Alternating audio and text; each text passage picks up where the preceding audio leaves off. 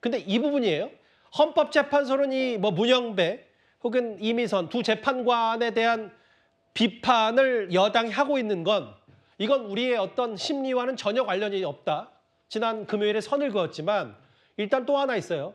설 연휴 직후에 마흔혁 재판관을 추가 임명할지 말지 결론을 낼 것 같습니다.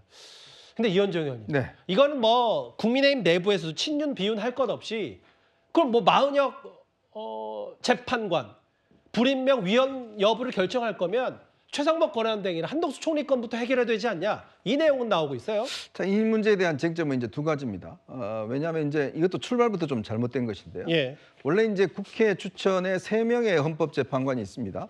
근데 국회의 어떤 그동안의 관례나 규칙에 따르면 여야가 1명씩 추천하고 원내교섭단체가 한 분 더 있을 때는 그 제3의 원내교섭단체가 추천한다든지 아니면 여야가 합의한 인사를 추천하는 게 그동안의 관례였어요. 예. 근데 그걸 민주당이 지금 본인들이 의석이 많다라는 이유로 2명을 자기들이 임명하겠다라는 거를 고집하는 바람에 헌법재판관 임명이 꽤 늦어졌습니다. 한 달 넘게 지금 지연됐어요. 그러다 결국 이 다수에 의해서 밀려버리는 바람에 당시 추경호 원내대표가 이 부분에 대해서 이제 사실은 합의를 해줬습니다. 즉 2명을 이제 민주당에 추천하고 1명을 이제 국민의힘에서 추천한 이런 방식으로 돼버렸어요. 예. 자, 그러다 보니 마흔혁 재판 후보자 같은 경우는 이분이 이제 과거 이제 노동운동에 대한 경험이라든지 예. 또 그동안 또 이 운동권 인사들 노회찬이라든지 뭐 이런 분들하고 꽤 긴밀하게 어떤 이 친분이 있었던 것들, 또 그동안의 판결에 있어서 굉장히 좀 이 진보 어떤 이 지향적인 판결들 이런 것들이 꽤 문제가 많이 됐습니다. 자, 그래서 이제 최상목 대행이 당시 임명할 때도 3명 중에 2명만 임명한 이유도 과연 이 한 분에 대해서 여야의 어떤 합의가 있었느냐, 예. 이 부분을 이제 해서 지금 임명하지 않는 거 아니겠습니까? 근데 헌법 또 두 번째 문제는 헌법재판소가 지금 쌓여 있는 문제가 너무나 많습니다. 지금 최고 급한 게 한덕수 국무총리에 대한 이제 임명에 대한 이 탄핵에 대한 이제 적법성 여부, 그렇죠. 즉 151석인지 200석인지 여부 등 예. 지금 중대한 결정 사안이 많음에도 불구하고 지금 이걸 제일 먼저 지금 3일 날 결정을 내리겠다는 거 그러니까 아니겠어요? 구인 체제 여부에 대해서 빨리 결정하겠다. 그렇죠. 자신들의 문제에 대해서는 저렇게 빨리빨리 결정을 내리면서 정말 지금 국정 운영에 정말 중요한 총리의 탄핵의 어떤 정당성 여부, 이 부분에 대해서는 지금 결정을 지금 계속 미루고 있잖아요. 그러니까 지금 이 부분에 대한 지적을 받을 수밖에 없는 거예요. 지금 8명이라도 못하는 거 아니지 않습니까? 예. 진행하고 있지 않습니까? 그렇다면 이 부분에 대해서는 여야가 우선 정말 합의하는 것이 우선인데 그 부분을 본인들이 한다 한들 과연 그러면 또 이거를 지금 최상목 대행이 받아들이느냐, 이것도 지금 쟁점이에요.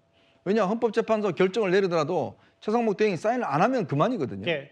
그 부분에 대한 논란들이 있는 거기 때문에 저는 헌법재판소가 지금의 어떤 방향들을 정말 지금 시급한 사안 이런 것들을 먼저 결정을 해줘야 되는데 너무 늦게 지금 결정을 하고 자신들의 문제는 저렇게 신속하게 하는 거라는 거, 이것 때문에 지금 비판을 받고 있는 것 같습니다. 최 교수님, 제 생각에는 이제 국민의힘이 이렇게 이른바 헌법재판소 때리기가 실제로 윤 대통령에게 좋을지 말지는 저도 잘 모르겠어요. 다만 국민의힘에서 재차 얘기하는 건 뭐 이미선, 문영배 이런 사람들 말고 특정 재판관 4명이나 특정 연구의 소속이다.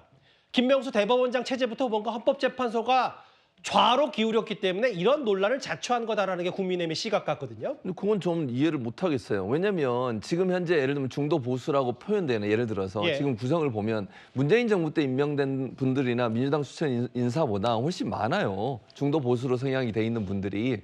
그렇기 때문에 지금 화면에 나가고 있지만 저런 상황에서 무슨 헌법재판소가 뭐 진보 성향이다 이렇게 얘기하기 어렵다고 저는 봅니다.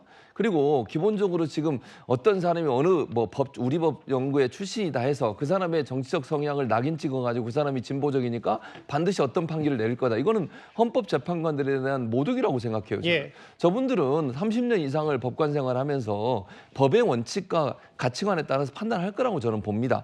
그러니까 법률에 규정된 사안, 특히 이제 탄핵 소추안 같은 경우에는 헌법 위반을 보는 거잖아요. 예.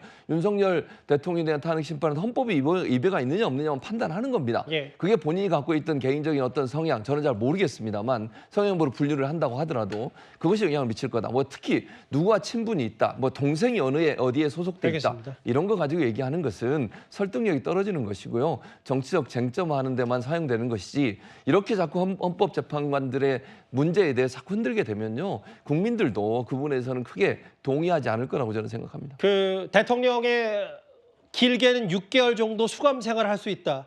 그 구속 기소 이후에 국민의힘은 공수처, 법원, 검찰 그리고 헌법재판소까지 사법부 때리기에 총력을 기울이고 있습니다. 큰 흐름은 이렇다는 거 저희가 말씀드리면요. 다음 주제는 그러면 장외 여론전을 살펴볼 차례입니다.